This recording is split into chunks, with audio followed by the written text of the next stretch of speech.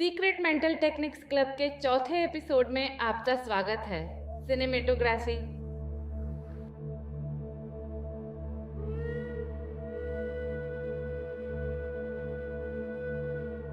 Doctor, एक सबसे महत्वपूर्ण और रहस्यमयी सवाल जो इंसान खुद से पूछता है वह है, जीवन का उद्देश्य क्या है। दशकों के गहन शोध के बाद वैज्ञानिकों की हमारी टीम इस निर्णायक निष्कर्ष पर पहुंची है कि हमारे अस्तित्व का केंद्रीय उद्देश्य अधिक से अधिक ज्ञान प्राप्त करना, उत्पन्न करना और उसे परिष्कृत करना सीखना है।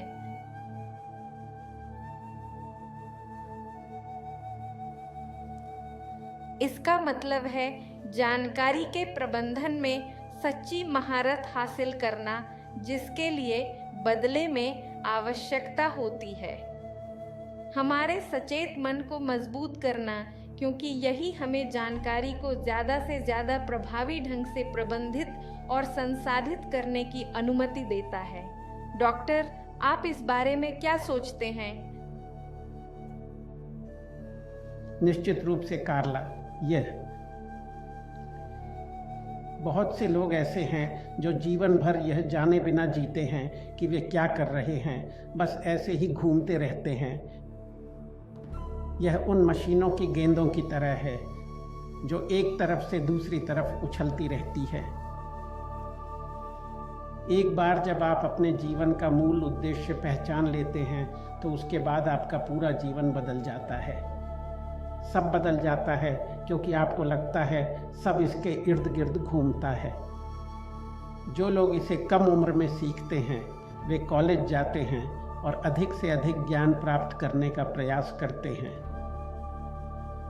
जो लोग जीवन में बाहर नहीं निकलते वे भी समझते हैं कि जीवन भी वैसा ही है। जीवन में यह वही स्कूल होगा, या यूं कहें कि एक और भी कठिन स्कूल होगा, पर यह आपको सीखने को विवश करेगा। और यदि अभी भी आप जीवन में इस निष्कर्ष पर नहीं पहुंचते हैं तो आप अंततः कारागार पहुंच जाएंगे और वहां भी आपको सीखना ही पड़ेगा। आप कहीं भी जाएं या कुछ भी करें, आप उसी जगह पर समाप्त होंगे। हम यहाँ आए हैं ज्ञान सीखने। हाँ बिल्कुल डॉक्टर, जीवन हमें जानकारी और ज्ञान की एक विस्तृत श्रृंखला प्रदान करता है जिसे हम ग्रहण कर सकते हैं और विकसित कर सकते हैं। कभी कभी हम अंधों की तरह इधर उधर भटकते हैं। यह अवचेतन मन की वजह से है कार्ला। क्योंकि हमेशा हर सेकंड आपके पास अपने सचेत मन का उपयोग करने, जागते रहने या अवचेतन मन में जीने का विकल्प होता है। हाँ, सही कहा डॉक्टर साहब।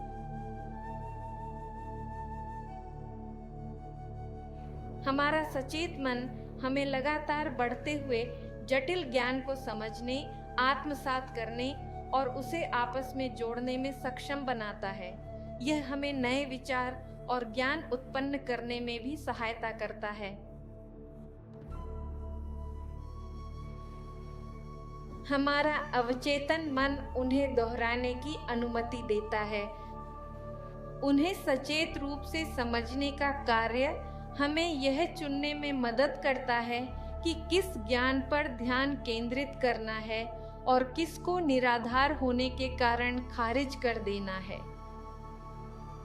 समझ हमें जानकारी की निश्चितता की डिग्री का मूल्यांकन करने की अनुमति देती है, जबकि समझ हमें इसके तर्क और अन्य अवधारणाओं के साथ इसके संबंध को पहचानने की ओर ले जाती है। यह हमें यह जानने में भी सहायता करता है कि कुछ ज्ञान हमें व्यावहारिक लाभ कैसे दे सकते हैं और नए विचारों और खोजों की दिशा में हमारा मार्गदर्शन कैसे कर सकते हैं। डॉक्टर साहब, आपकी क्या राय है? निश्चित रूप से अवचेतन मन आपको फर्क करने नहीं देता। आप सब कुछ एक ही अवधारणा में समेट देते हैं, लेकिन वे पूरी तरह से भिन्न अवधारणाएं हैं। जानकारी को समझना तो बस उसे देखना मात्र है। यह ऐसा है जैसे सड़क पर कोई दुर्घटना हो और एक पुलिस वाला आकर आपसे पूछे, आह क्या हुआ देखा? हाँ, क्या हुआ पता नहीं, वे टकरा गए। ये समझना है। आह क्या हुआ देखा, वे टकरा गए। जानते हो क्यों वे टकरा गए? क्योंकि इस कार ने दूसरी को इस तरह से टक्कर मारी थी। ऐसा क्यों हुआ था आपको पता है? नहीं, वह अब नहीं, वह तो उसे गहराई से समझना है। कैसे हुआ, कैसे विवरण? नहीं, बात यह है कि ड्राइवर फ़ोन पर बात कर रहा था, उसका ध्यान भटक गया। तो जैसा आप देख सकते हैं, ये 3 बिल्कुल अलग चीज़ें हैं। तो यदि आप इस निष्कर्ष पर पहुंचते हैं कि अवचेतन मन में रहने से आपको अंतर करने में मुश्किल होती है, यह आपको सीखने नहीं देता, यह आपको किसी भी चीज़ में विशेषज्ञ नहीं बनने देता। और इस जागरूकता से आपके लिए संभावनाओं, प्रश्नों और बारीकियों की एक पूरी नई दुनिया खुल जाती है। इस ग्रह पर मेरा अनुभव यह रहा है, जब मैं इसे अवचेतन रूप से करता था और जब मैं इसे सचेत रूप से करता हूँ तो यह बिल्कुल अलग है। पर यह तो बिल्कुल ही अलग है। पहला वाला हद से ज़्यादा उबाऊ और नीरस था और यह वाला अंतहीन, मनोरंजक, रहस्यमय, गूढ़ है। आप इसे जो कुछ भी कहना चाहें कह सकते हैं। हाँ, हम सचमुच एक बहुत ही दिलचस्प और कई चुनौतियों से भरे युग में जी रहे हैं। लेकिन जैसा कि आप सही कहते हैं, यदि हम इसे मनुष्यों के साथ अपने संबंधों के उदाहरण से समझें तो कभी कभी ऐसा होता है कि हम समझ पाते हैं। जैसे कोई व्यक्ति ऐसा है तो हम कहते हैं उसका स्वभाव खराब है, जो आपके लिए समस्या बन सकता है। लेकिन हमें इस बात की जड़ को समझना होगा कि आखिर वह व्यक्ति ऐसा क्यों है। और कई बार ऐसा होता है कि हम इंसान उस पड़ाव तक नहीं पहुंच पाते, हम समझना ही नहीं चाहते। और कभी कभी समझने का यही अंतर हमें उस इंसान के साथ बेहतर जुड़ाव और संबंध बनाने में मदद करता है, क्योंकि जब हम समझते हैं कि वह ऐसा क्यों है तो बिल्कुल हम ज़्यादा सहानुभूति रख सकते हैं। लगभग हमेशा हम या तो धारणा पर ही रुक जाते हैं, हाँ, या फिर हम समझ पर ही रुक जाते हैं। गहरी समझ तक नहीं पहुंच पाते। समझ तक।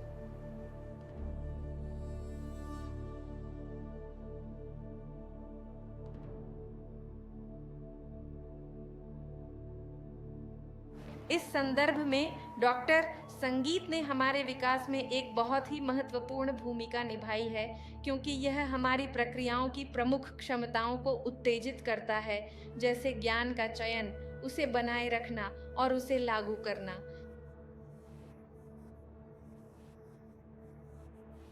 साथ ही इन प्रक्रियाओं को और अधिक मनोरंजक, यहाँ तक कि मज़ेदार भी बनाता है। हालांकि यदि संगीत ने चेतना में मात्र 1 अंक का सुधार किया है तो सिनेमेटोग्राफी ने इसमें 3 अंकों की बढ़ोतरी हासिल की है, जिससे हमारी तकनीकी प्रगति में दर्द की तत्काल वृद्धि परिलक्षित होती है। प्रौद्योगिकी ने इन प्रक्रियाओं के लिए उत्प्रेरक का काम किया है, जिससे जानकारी के प्रबंधन की हमारी क्षमता बढ़ी है। हाँ कार्ला, अगर हम एक अध्ययन को देखें तो हमने प्रौद्योगिकी का विकास कैसे किया है, ये संगीत के विकास के साथ साथ चला है। और फिर जब हमने सिनेमेटोग्राफी के साथ शुरुआत की, वहीं आप प्रौद्योगिकी में क्वांटम उछाल देखते हैं। और यह हाल ही में मुझे ऐसा लगता है कि इन तकनीकों के साथ और दुनिया भर में जो आंदोलन पहले से ही चल रहा है, उसके कारण ज्ञान प्राप्त करने को लेकर यह एक बार फिर प्रौद्योगिकी को बढ़ावा देगा, एक क्वांटम स्तर तक। डॉक्टर, इन तकनीकों को लागू कर हम समानांतर बढ़ रहे हैं। बिल्कुल।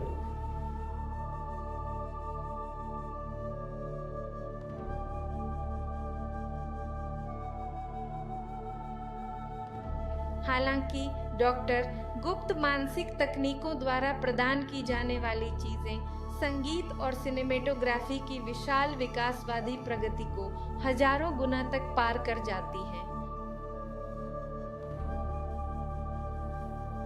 क्योंकि ये तकनीकें सीधे सचेत मन के विकास और उसकी प्रभावशीलता पर केंद्रित हैं और साथ ही हमारी भावनाओं को नियंत्रित करने वाली प्रौद्योगिकी पर भी ध्यान केंद्रित करती हैं।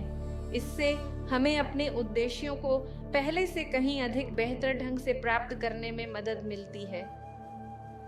सही कहा। यह एक सिद्धांत है जिसे हम सदियों से इंजीनियरिंग में लागू करते आ रहे हैं, है ना? ये वैसा ही है जैसे हाथों से कुआं खोदना एक बात है, एक फावड़ा, फिर एक कुदाल और उसके बाद अन्य खुदाई के उपकरण लाना एक जैसा नहीं है। और अब हम पूरी तरह तैयार हैं, खोद रहे हैं धरती के अंदर कई किलोमीटर गहराई तक। ये अंतर क्यों है? मानवीय मामले में वैसे नहीं आए हैं जैसे उन्हें आना चाहिए था, कई कारणों से जिन पर हम तकनीकों के दौरान चर्चा कर चुके हैं। और इसलिए हम सीधे उस टीम की ओर बढ़ रहे हैं जो खुदाई के उपकरण को सुधारने का कार्य करती है, ताकि हम सर्वोत्तम उपकरण बना सकें। और वह खुदाई का उपकरण इंसानों के मामले में हमारा सचेत मन है। यह हमें शक्ति देता है गहराई तक पहुंचने के लिए, है ना? हाथों से खोदने के बजाय चमत्कार। हाँ, जो हमें और आगे जाने की और गहराई में जाने की क्षमता देता है ना? मतलब हाँ, सचेत मन सीखने में सहायक है। कैसे? हम सचेत मन की शक्ति को और अधिक कैसे बढ़ा सकते हैं ताकि हम हर बार बहुत तेजी से और अधिक गहराई से ज्ञान प्राप्त कर सकें और अधिक ज्ञान प्राप्त कर सकें। ठीक है।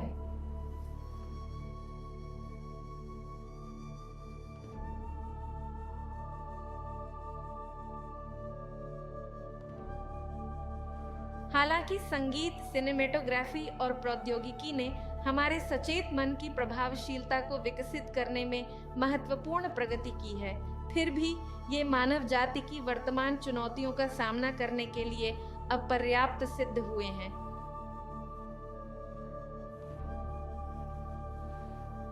समस्या यह है डॉक्टर कि यह प्रक्रियाएं जनसंख्या के एक बहुत ही छोटे हिस्से तक ही सीमित रही हैं, जिससे हमारी प्रजाति के सामूहिक व्यवहार पर गंभीर नकारात्मक प्रभाव पड़ता है।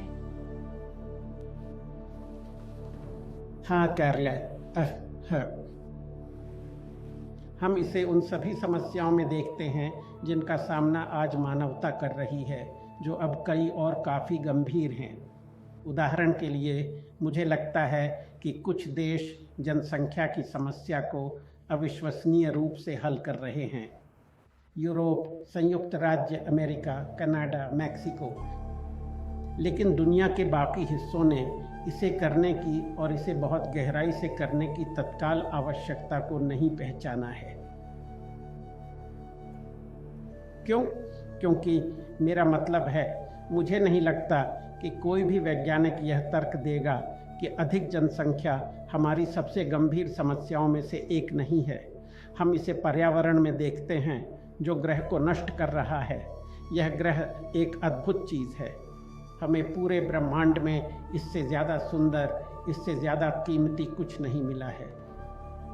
तो हमें इसकी अच्छी तरह से देखभाल करनी होगी। मैं अब केवल देखभाल की बात नहीं कर रहा, हमें इसे और सुंदर बनाना है। हम इसी उद्देश्य से आए हैं, है ना? इसे प्लास्टिक से भर दें और चुंबकीय क्षेत्र ओजोन परत को प्रभावित करें।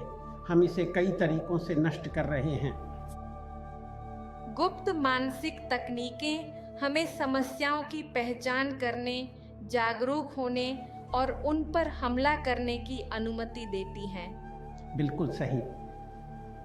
इस ग्रह के सभी निवासियों को हम सभी को अवश्य ही कार्रवाई करनी होगी।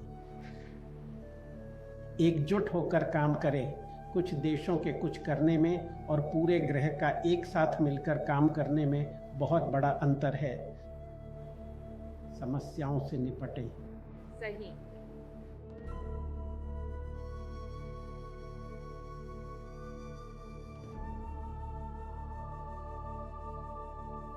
इसी तरह डॉक्टर हाइजेनबर्ग का अनिश्चितता का सिद्धांत जो कहता है कि उपपरमाण्विक कण कभी कभी कणों के रूप में और कभी कभी तरंगों के रूप में व्यवहार करते हैं।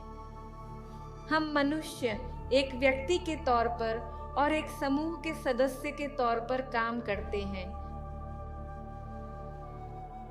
जैसे हम टीम वर्क से मिली बड़ी उपलब्धियों को पहचानते हैं, हमें व्यक्तिगत उपलब्धियों को भी महत्व देना चाहिए।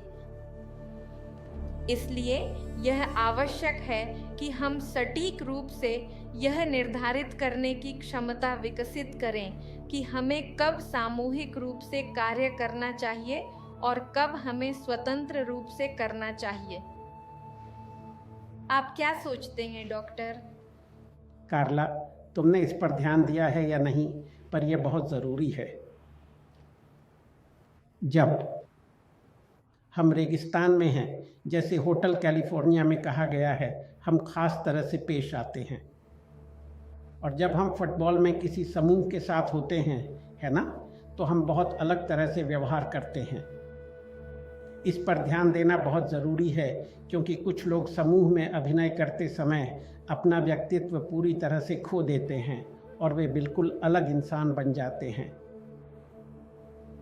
और जाहिर है एक बदलाव तो होना ही चाहिए, है ना, लेकिन नियंत्रण खोए बिना, है ना।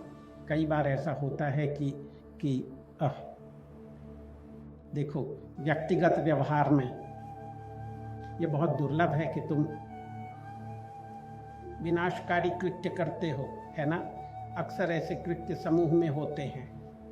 लगभग तुम्हारी सारी विनाशकारी चीज़ें समूह में होने वाले बर्ताव के कारण ही होती हैं। यह प्रभाव के कारण है, हाँ, क्योंकि तुम्हारे अंदर के जानवर दूसरों के जानवरों के साथ संबंध बनाते हैं और वे बहुत शक्तिशाली हो जाते हैं। यह